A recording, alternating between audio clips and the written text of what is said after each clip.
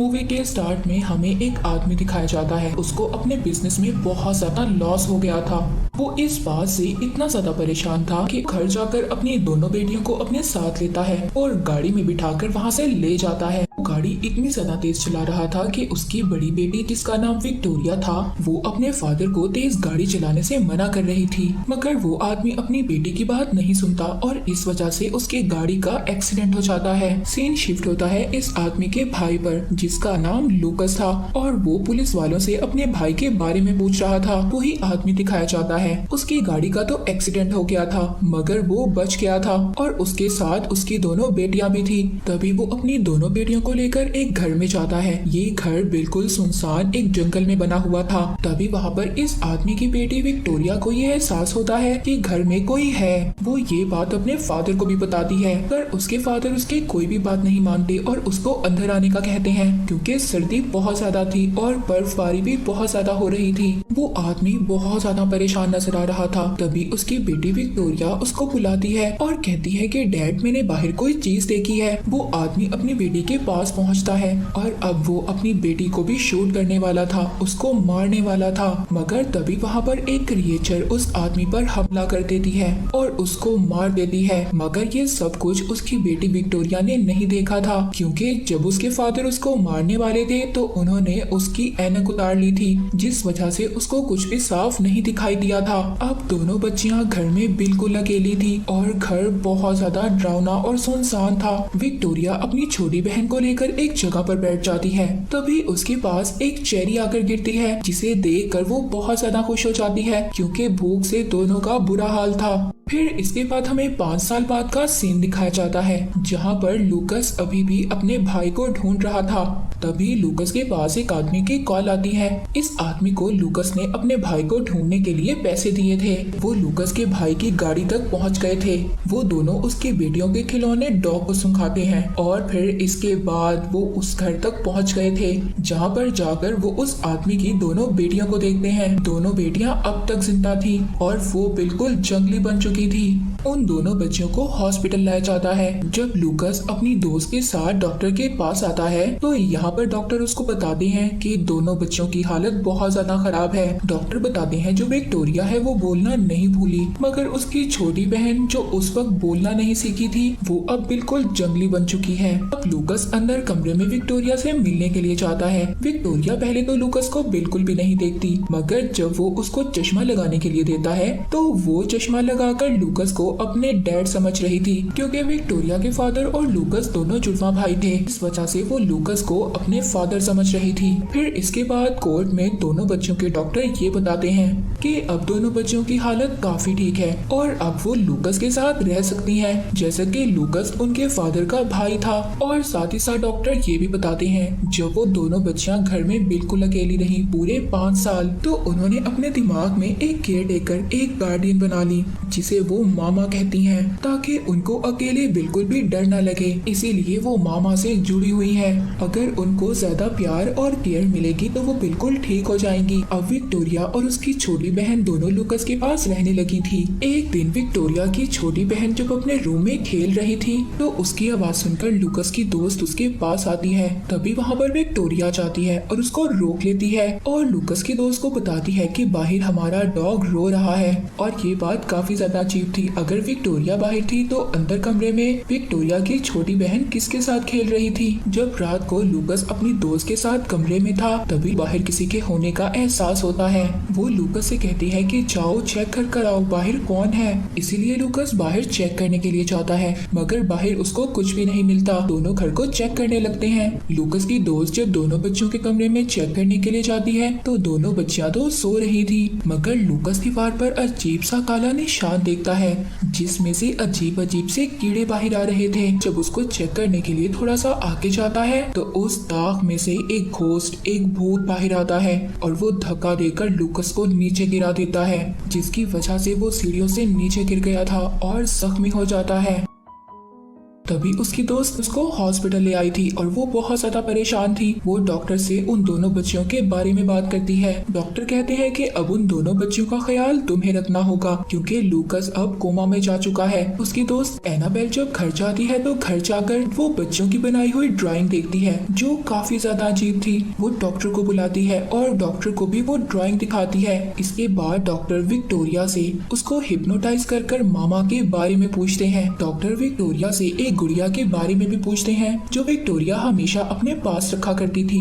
वो डॉक्टर को बताती है कि ये गुड़िया तो मामा ने बनाई थी। डॉक्टर ये समझते हैं कि विक्टोरिया खुद को मामा कहती है और उसी ने ये गुड़िया बनाई होगी। एनाबेल जब दोनों बच्चियों को सुलाकर चली जाती है तो तभी विक्टोरिया की छोटी बहन जागती है और कहती है उठ जाओ, चलो मामा आ गई है, आओ खेलते हैं। एनाबेल को तभी उन दोनों पर शक होता है। वो दोबारा से उनके कमरे में जाती है मगर एनाबेल को उन दोनों के अलावा कोई भी नजर नहीं आता। वो कहती है तुम दोनों सो जाओ, काफी ज्यादा रात हो गई है। अगले दिन एनाबेल डॉक्टर के पास जाती है और उन्हें बताती है कि रात को मुझे उन दोनों बच्चियों के कमरे से किसी की लोरी सुनाने की आवाज आ रही थी। डॉक्टर यहाँ पर एनाबेल को बताते हैं कि मुझे ऐसा लगता है पर्सनैलिटी डिसऑर्डर की बीमारी हो गई है। इसमें एक इंसान दो अलग अलग जिंदगियां जीने लगता है। यहाँ पर डॉक्टर को पता चलता है कि 20 साल पहले वो लेडी थी जिस लेडी के बारे में विक्टोरिया ने डॉक्टर को स्टोरी सुनाई थी। यानी कि विक्टोरिया ने मामा की जो स्टोरी सुनाई थी वो बिल्कुल सच थी। डॉक्टर को उस लेडी का सामान भी मिलता है और उन्हें ये भी पता चलता है कि वो लेडी बिल्कुल पागल थी।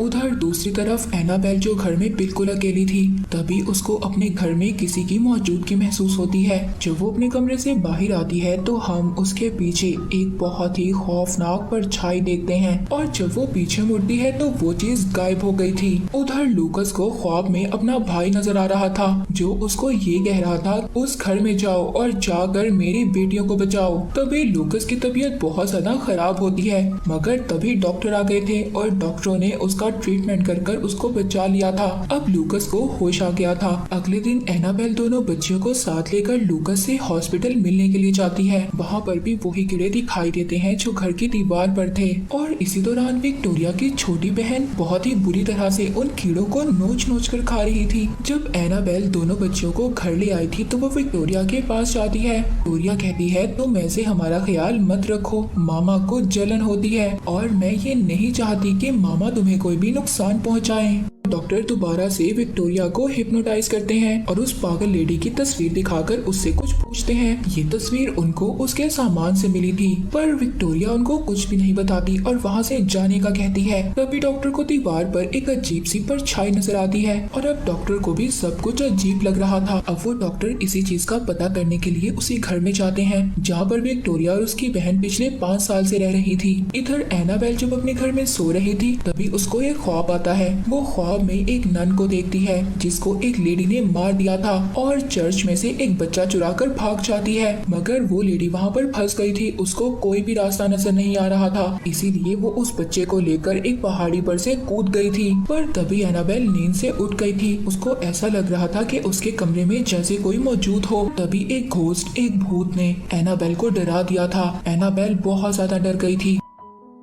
दूसरी तरफ विक्टोरिया की छोटी बहन को जब मामा नजर आती है तो वो अपनी बहन को उठाती है और बहुत ज्यादा खुश होती है। कहती है देखो मामा आ गई हैं। मगर विक्टोरिया मामा के साथ जाने से मना कर देती है। वहाँ पर डॉक्टर जो उस घर में गए थे उनको उस घर में दीवार पर वो जगह मिल गई थी जहाँ से वो मामा भूत लूकस के घर पर जाती थी। तभी उस डॉक्टर की टॉर्च बुझ जाती है और वहाँ पर वो कैमरे से मामा की तस्वीरें बनाने लगता है। मामा ने डॉक्टर पर हमला कर दिया था जिसकी वजह से डॉक्टर वहीं पर मर जाता है। उधर वहाँ पर घर में विक्टोरिया की छोटी बहन जो रात को मामा के साथ चली गई थी वो बाहर ही जमीन पर सो रही थी। तभी एनाबेल उसको अंदर उठा कर लाती है मगर वो एनाबेल को बहुत ज्यादा मार रही थी। वो किसी न किसी तरह उसको मना लेती है। एनाबेल को बच्चियों के कमरे में दोबारा से ये महसूस होता है कि उनके घर में कोई है मगर जब वो देखती है तो कोई चीज अलमारी के अंदर जा रही थी। जब वो अलमारी चेक करती है तो उस अलमारी के अंदर वही काला धब्बा धब्बा था जो दीवार पर था। इसीलिए अब वो डॉक्टर को कॉल करने की कोशिश करती है, मगर डॉक्टर को तो मामा ने मार दिया था। एनाबेल डॉक्टर से मिलने के लिए उनकी क्लिनिक पर जाती है,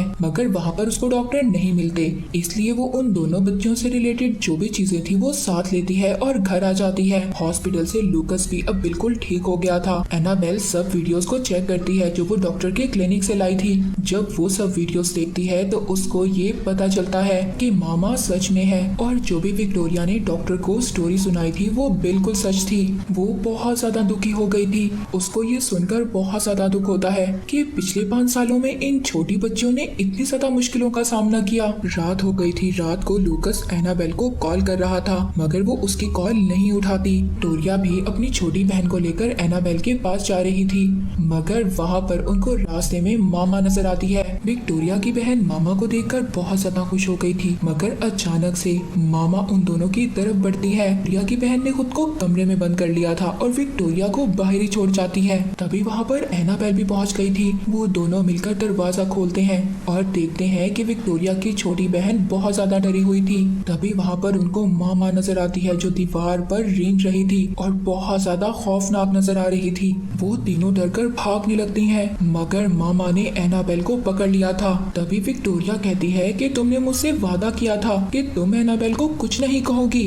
ये सुनकर वो विक्टोरिया की तरफ बढ़ती है और उसके चश्मे को तोड़ देती है। तभी वहाँ पर उन दोनों बच्चियों की आंटी आ गई थी। विक्टोरिया जब अपनी आंटी को देखती है तो वो बिल्कुल मामा में बदल गई थी, यानी कि उसके अंदर मामा का भूत आ गया था। मामा ने एनाबेल पर हमला कर उसको बेहोश कर दिया था। उसको जब होश आता है तो घर में कोई भी नहीं था। वो लूकस को कॉल करती है और उस घर की तरफ जाती है जहाँ पर वो बच्चियां पहले रहती थी। और अब अचानक से एनाबेल की गाड़ी के सामने लूकस आ गया था। लूकस उससे अपने भाई की बेटियों का पूछता है। वो बताती है कि उन दोनों को मामा ले गई है। वो दोनों उस घर में आ गए थे। उस घर में तो कोई भी नहीं था। वो दोनों बाहर जाकर चेक करते हैं। वहाँ पर एक पहाड़ी पर दोनों बच्चियां बैठी हुई थी और उनके साथ मामा भी थी। वो दोनों उन बच्चियों की तरफ जाने लगते हैं, मगर जैसे ही मामा उनकी आवाज सुनती है तो दोनों बच्चियों को अपनी तरफ बुलाती है। वो मामा के पास जाने लगती हैं, मगर लूकस उनको पकड़ लेता है। मामा लूकस पर हमला करती है, उसको मारने वाली थी। तभी मामा की नजर एनाबेल पर पड़ती है, जिसके हाथ में एक छोटा बच्चा था। मामा बहुत ज्यादा उदास हो गई थी और वो एनाबेल से वो बच्चा ले लेती है, मगर जब वो कपड़ा उठाती है तो वहाँ पर कोई भी बच्चा नहीं था। वो तो सिर्फ एक खोपड़ी, एक कंकाल था। ये देखकर वो बहुत ज्यादा दुखी होती है और रोने लगती है। तभी मामा को विक्टोरिया की छोटी बहन की आवाज सुनाई देती है जो उसको मामा कहकर बुला रही थी, मगर लूकस जबरदस्ती दोनों बच्चों को अपने साथ ले जाना चाहता था। मामा लूकस पर हमला कर देती है और फिर इसके बाद वो विक्टोरिया और उसकी बहन को अपने साथ चलने का कहती है। इसीलिए विक्टोरिया एनाबेल को गुड बाय बोलकर वहाँ से जाने लगती है, मगर एनाबेल विक्टोरिया को नहीं जाने देना चाहती थी। वो उसका हाथ पकड़ लेती है और अब इसीलिए विक्टोरिया ने मामा का हाथ छोड़ दिया था। मैं नहीं जाना चाहती। और अब देखते ही देखते मामा विक्टोरिया की छोटी बहन को अपने साथ ले गई थी। जैसे ही वो विक्टोरिया की बहन को लेकर खाई में कूदती है और अब सिर्फ विक्टोरिया बची थी। उसकी बहन मर चुकी थी। शुरू में जैसे विक्टोरिया के फादर अपनी दोनों बेटियों को मारना चाहता था, मगर वहाँ पर एक घोस्ट, एक भूत ने आकर उसको मार दिया और ये भूत मामा का ही भूत था। मामा वही लेडी थी जिसके बारे में डॉक्टर को भी पता चला था। मामा उस औरत की रूह आत्मा थी जिसने 100 साल पहले अपने बच्चों को खो दिया था। उसको विक्टोरिया और उसकी बहन में अपने बच्चे नजर आते थे और इसीलिए वो उन दोनों का ख्याल रखती थी। और उसको तब बिल्कुल भी अच्छा नहीं लगा जब एनाबेल और लूकस उसके दरमियान में आए, पर लूकस सिर्फ विक्टोरिया को ही बचा सका और उसकी छोटी बहन मामा के साथ चली गई, क्योंकि वो मामा के साथ बहुत ज्यादा जुड़ी हुई थी। वो मामा घोस्ट भूत को अपना सबसे अच्छा दोस्त मानती थी। अब मामा और विक्टोरिया की छोटी बहन एक साथ हैं और इसी के साथ ये मूवी यहीं पर एंड हो जाती है।